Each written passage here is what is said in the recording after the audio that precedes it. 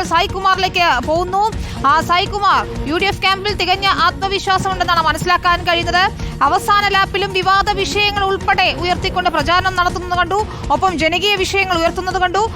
ഈ അവസാന ലാപ്പിൽ, അവസാന മിനിറ്റിൽ എവിടെയാണ് രമ്യ ഹരിദാസ് ഉള്ളത്? പ്രചാരണം, നിശബ്ദ പ്രചാരണം എവിടം വരെയായി?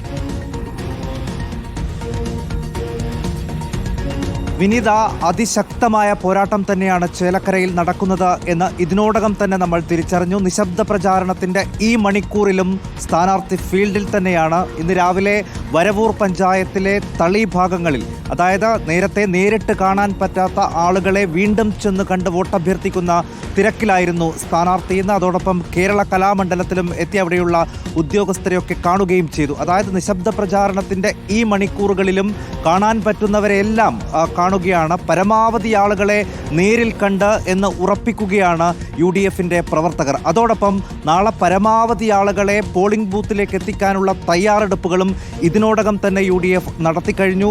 അതായത് ഇതുവരെ ഇല്ലാത്ത അത്രയും ആവേശത്തിലാണ് മണ്ഡലത്തിലെ UDF പ്രവർത്തകരുള്ളത്. പ്രചാരണ കാലയളവിൽ എല്ലാവരെയും ഞെട്ടിച്ചുകൊണ്ടുള്ള പ്രവർത്തനമാണ് UDF നടത്തിയത്.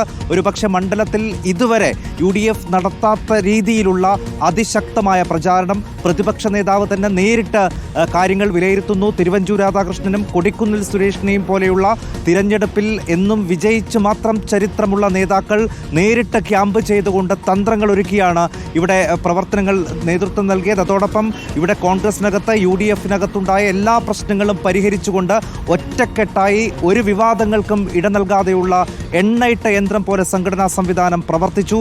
ആ ആവേശം ഇന്നലെ തെരഞ്ഞെടുപ്പിന്റെ കൊട്ടിക്കലാശവേളയിലും നമ്മൾ കണ്ടതാണ്. ഇന്ന് ഇപ്പോൾ ബൂത്ത് തലങ്ങളിൽ പ്രവർത്തകർ എല്ലാവരും സജ്ജരാണ്. നാളെ പരമാവധി ആളുകളെ രാവിലെ തന്നെ വോട്ട് ചെയ്യിപ്പിക്കാൻ പോളിംഗ് ബൂത്തുകളിലേക്ക് എത്തിപ്പിക്കാനുള്ള തയ്യാറെടുപ്പുകൾ നടക്കുന്നു. പ്രത്യേക വാഹനങ്ങൾ അതിനായി സജ്ജമാക്കുന്നു. പോളിംഗ് സ്റ്റേഷനുകൾക്ക് പുറത്ത് പ്രത്യേക കൗണ്ടറുകൾ ഉണ്ടാകും. അവിടെ ഇരിക്കേണ്ട ബൂത്ത് ഏജന്റുമാർ, പ്രവർത്തകർ എല്ലാവർക്കും കൃത്യമായ ചുമതലകൾ ഇതിനോടകം നൽകിക്കഴിഞ്ഞു. ഒരു വോട്ട് പോലും പാഴാകാതെ തങ്ങൾക്ക് കിട്ടും എന്ന്, തങ്ങളുടെ പെട്ടിയിൽ വീഴുമെന്നുറപ്പുള്ള എല്ലാ വോട്ടുകളും നേരത്തെ തന്നെ പോൾ ചെയ്യിപ്പിക്കാനുള്ള ശ്രമമാണ്, തയ്യാറെടുപ്പുകളാണ് UDF നടത്തുന്നത്. ഒരുപക്ഷെ ഈ മണ്ഡലത്തിൽ ഇതുവരെയും നടത്താത്തത്രയും വലിയ ആവേശത്തോടുകൂടി കൃത്യതയാർന്ന പ്രവർത്തനം UDF നടത്തും. അതുകൊണ്ട് തന്നെ 1996 ശേഷം ഇത്തവണ ഈ മണ്ഡലം തിരിച്ചു പിടിക്കും എന്ന് തന്നെയാണ് ഇപ്പോഴും വലിയ ആത്മവിശ്വാസത്തോടെ UDF നേതാക്കൾ പറയുന്നത്. ഇന്ന് സ്ഥാനാർത്ഥിയുമായും നമ്മൾ സംസാരിച്ചിരുന്നു.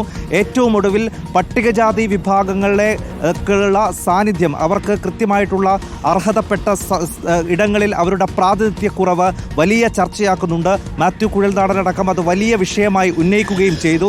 ഇന്ന് രമ്യ ഹരിദാസും പറഞ്ഞത് ഇതടക്കമുള്ള എല്ലാ വിഷയങ്ങളും ചേലക്കരയിലെ വോട്ടർമാർ ചർച്ച ചെയ്യും. ആളുകൾ കൂടുന്ന ഇടങ്ങളിൽ, കുടുംബശ്രീ ആകട്ടെ, മറ്റ് ഹരിതകർമ്മസേനയാകട്ടെ, ചായക്കടകളാകട്ടെ, ഇവിടങ്ങളിലൊക്കെ ഈ വിഷയങ്ങളെല്ലാം ആഴത്തിൽ ചർച്ചയ്ക്ക് വന്നിട്ടുണ്ട്. അത് തങ്ങൾക്ക് ഗുണകരമാകും. തങ്ങൾ പറഞ്ഞ വിഷയങ്ങൾ ജനങ്ങൾ ഏറ്റെടുത്തിട്ടുണ്ട്. അങ്ങനെ എല്ലാ തരത്തിലും ഒരുങ്ങിക്കഴിഞ്ഞു UDF ക്യാമ്പ്. നാളെ ഇതുവരെ നടത്തിയ പ്രചാരണത്തിൻ്റെ ഏറ്റവും പ്രധാനപ്പെട്ട ദിവസമായ നാളെ പരമാവധി വോട്ടർമാരെ രാവിലെ തന്നെ പോളിംഗ് ബൂത്തിലേക്ക് എത്തിക്കാനുള്ള ശ്രമത്തിലാണ് വിനിത ഇപ്പോൾ UDFന്റെ പ്രവർത്തകർ ഉള്ളത്. ചേലക്കര കൈപിടിക്കുമെന്ന് തന്നെയാണ് UDF ക്യാമ്പിന്റെ പ്രതീക്ഷ.